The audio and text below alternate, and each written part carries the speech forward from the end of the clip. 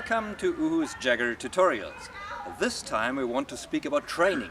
And in Jugger you need to train certain aspects that are usually not trained in other sports, or not in one other sport but in many different sports. And to train those aspects I have asked Kai for help. Kai is the trainer of the Erlangen Orange Juggernauts, and he's also a sports teacher, so we will see what he has to say. Now about the parts in this tutorial. We have duel awareness and the other one is dueling techniques. In Jugger you both have to train your fencing skills like moving and attacking, but you also have to train your awareness for the field and how to react accordingly.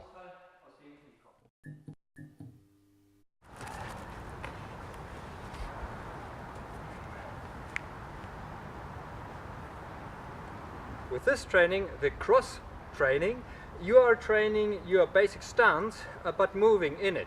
Important is that you try not to touch the lines here, the cross itself, and that you are trying to keep your balance and your position. Another thing is, for a shield player, I have my front leg on the left side. If I'm playing the longsword, of course, and I'm right-handed, then I would have my front foot on the right side. So as a shield player, I have my shield here and my short sword here, and just let's start.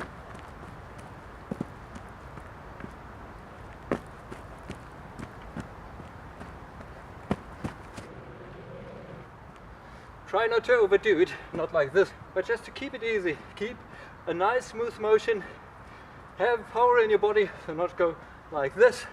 Think that you have your spars here, your shield, and your opponent there. Keep focused. Okay, another topic we want to deal with is life kinetics. Life kinetics is basically the combination of physical activity and cognitive quests or cognitive tasks that you would have to fulfill. It is, in a lot of sports, very important, but it's especially important in Jugger due to the timeouts and the getting back in the game from 1 to 1, so from 0 to 100. So that would be an important thing to always understand what is happening and what would we have to do next. And there's a set of exercises that we would like to show you now.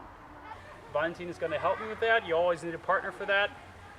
There are 3 phases, or there can be multiple phases, but we're going to divide into 3 phases. First one is the optical phase. That means I have a field here, it's a square field, and the center is marked. I always remain in the center, and Valentin is going to point out with his short sword where I have to go, okay?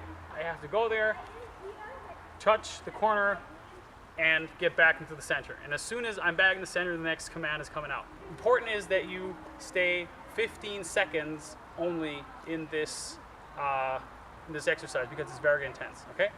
So, and go.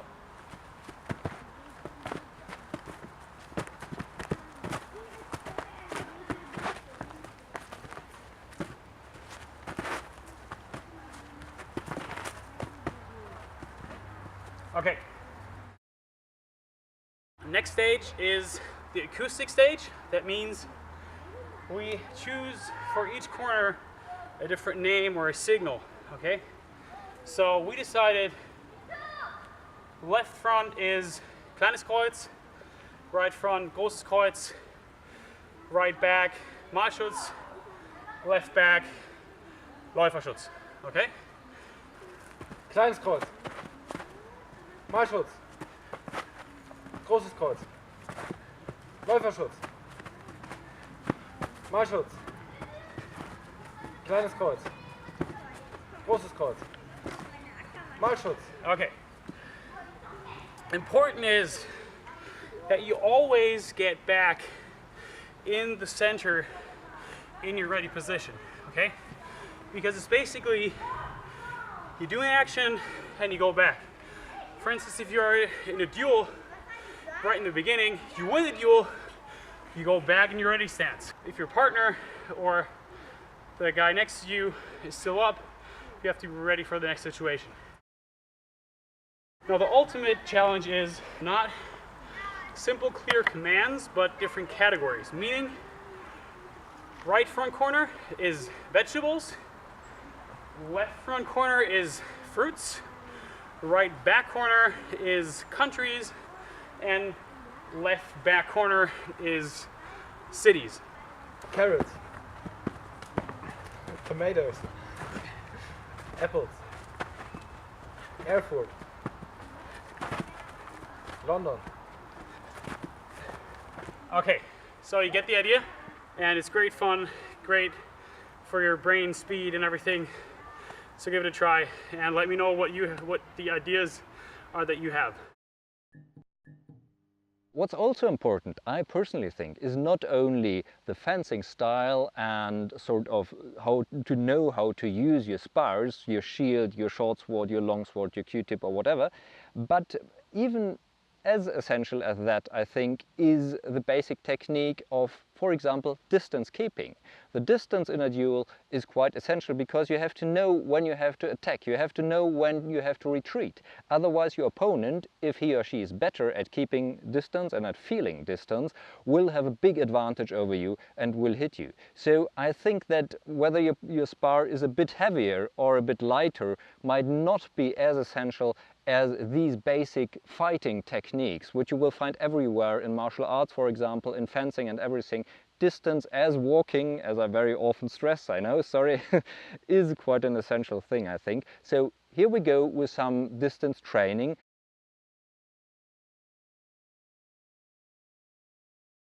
Okay, about the distance in fighting, we have mainly 3 different kinds of distances.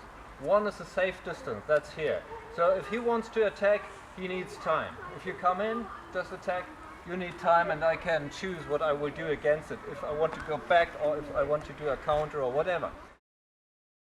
This one here gets more interesting because he can easily hit me on my forearm. So like that, and that can happen quite quickly. So here I should do something, or he should do something, because I can do something with my shield and get in and hit quite quickly. That's more dangerous, but even so, if I do this, he has time. He can decide whether he hits me on the foot, for example, or whether he retreats. And now it gets interesting. At this range, you have to do something, because he's so quick with attacking that I cannot react in that time. The one who attacks at this distance, at the closest distance, will mostly be the one who is successful with his attack. So initiative is crucial when you are here. To learn how to tell the distances apart is quite important when you are in a duel though. So learn, okay, now I'm safe, I can choose what I want to do. Now it gets more interesting. I should decide whether I want to do an attack, whether I want to do a feint or whatever. And now I have to react as soon as I'm here. I have to attack or I have to retreat as quickly as possible, because when he takes initiative, he will hit me, most likely. So training the feeling for the distance can be done like this. One is leading and the other is following. In this case, I have no shield because I don't need it here for showing you how it works. And it works well with 2 long spars, but even with short spars. So I'm the one who's leading, he's the one who's following. His goal is to keep the right distance over all the time. I'm going back, forth, back, forth. Now we change partner, so you are leading and I'm following.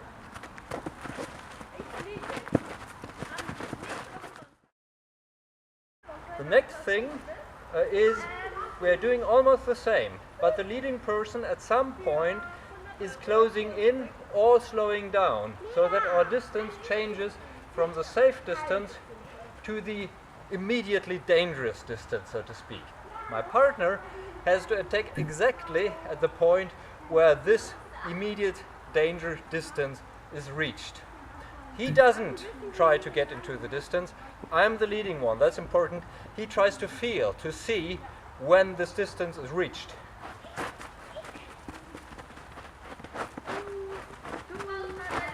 Exactly. When you have hit someone, continue.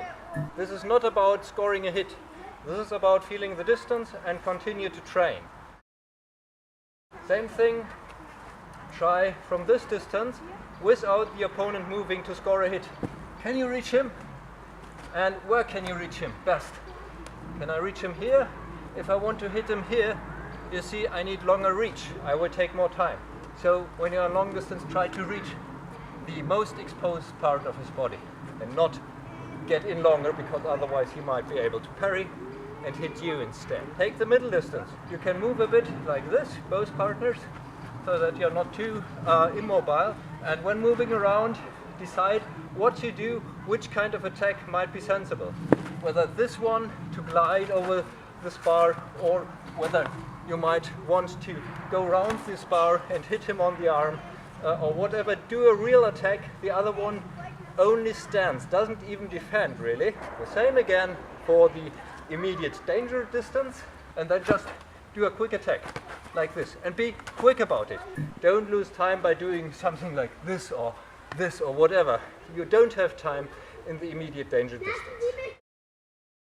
The last training that we can do for the distance is that one just stands there with spar up, exactly, and now best is to have a two-handed spar here, but I just try to attack and he just tries to lean back to get away from my attack. When I'm attacking like this, I should be able to hit him. That's important, just. Not here, but just here. And now we're just standing, quite static in this case, and I'm just attacking and he leans back. Take away your spar as well. Okay. So out of the way. Yeah, exactly. We get a signal after which we will change the leading person. Up. Up. So you see, you can do variations and train the feeling for the whole thing. With the pin escape, the important bit is to get away from the pinning person who is immune to your attacks. The unpinned player also tries to escape. Parry with the grip of your spar and jump away. So now we want to have a look on a special training technique, and you could call this the slow motion fighting. Some of you might know it from karate or other martial arts, where you are not actually trying to hit with speed, but where you are trying the same techniques very slowly, coming in slowly, parrying slowly, and not just speed like this. This means that both you and your partner have to focus on your technique. You have to see which attack is my opponent using, which parry should I use to take him from that. So now a bit of slow motion fighting.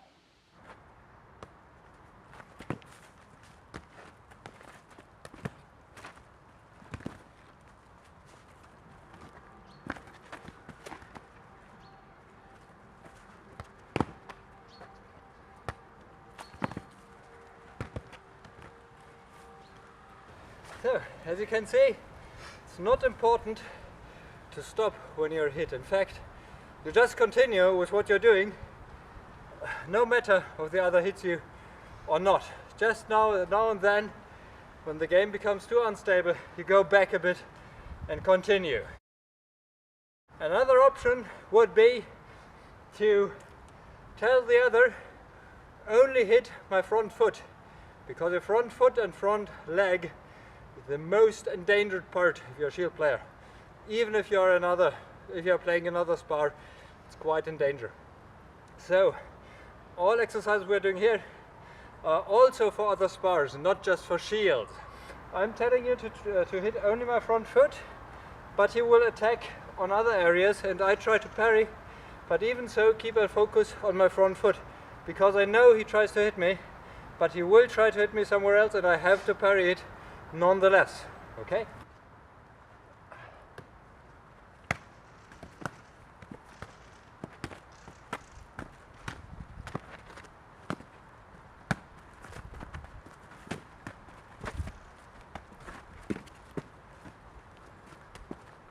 So you see, you know where the hit is coming. It should be much easier, but in fact, even though it's not that easy at all. As I've written in my last book, Jugger fighting styles and duels do learn quite a lot of fighting styles from sort of after the Middle Ages. So in Germany, for example, we had famous fencing masters who did some sort of a fencing fact book with nice illustrations and everything. And one thing that they often mention are the so-called Huten and the Haue.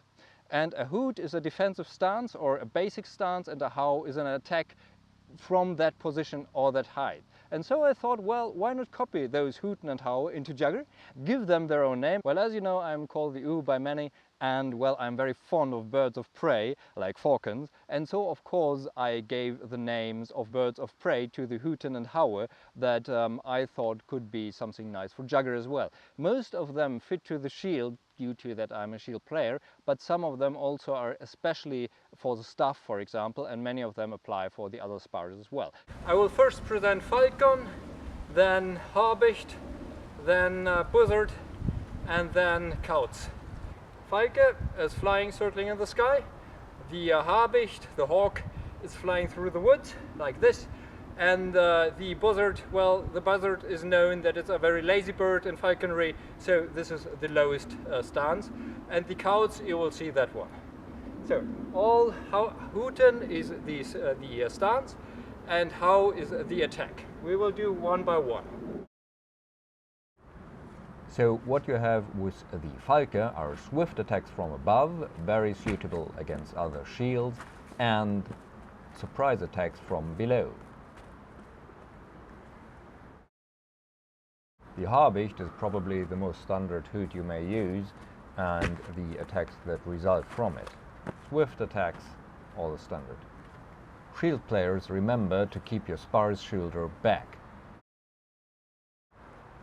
The Bussard or Buzzard is well suited for surprise attack from below, especially against shield players, but also against other spars, since your spar is more or less hidden by your shield. Don't forget to attack unexpectedly too.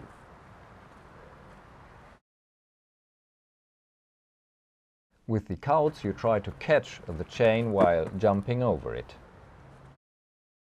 There are two basic logical ways to hold a staff. One is the Besenhut, where you hold it and then you are just swiveling around with the staff to hit the opponent. Quite strong on the defense. And the other is the so-called Keulenhut or mace, where you can attack quite forcefully from above, for example, but you can also swivel the staff to attack from other positions. Okay, that's it for now. Feel free to experiment, there are many variations of course, and just design your own training.